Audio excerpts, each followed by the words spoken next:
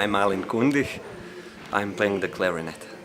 Hello, my name is Lovro Lucic. I play clarinet and I'm from Croatia. Hello, I'm Ivan Andrijevic. I'm from Croatia. I play clarinet. Hi, I'm Abdulaziz Hussein. I come from Croatia. I'm from Vietnam, and this is the first time I come this competition to play the cello. My instrument is tenor, but now I study in Romania. Haruka Tsuyama, and I'm from Japan. Which city? In Saitama, And your instrument? I play piano. Hi, my name is Chino Hong. I'm from Korea and I'm playing the cello. Maestro Elia Modenese, che è il presidente dell'associazione Agimus, che è l'organizzatrice di questa 14ª edizione del concorso Città di Padova.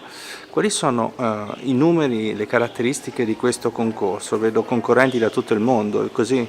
Sì, siamo arrivati a un boom di iscrizioni quest'anno, a 290, quindi quasi 300, concorrenti provenienti da 35 paesi del mondo, ecco, da tutte le parti, quindi dalla Cina, Nuova Zelanda, Giappone, Brasile. Anthony Fournier, je joue du violon.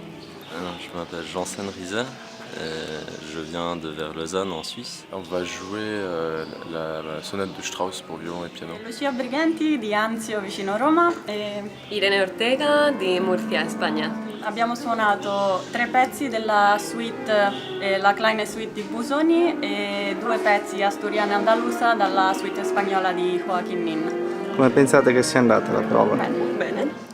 Come vi siete avvicinati alla musica, in particolare alla musica da camera?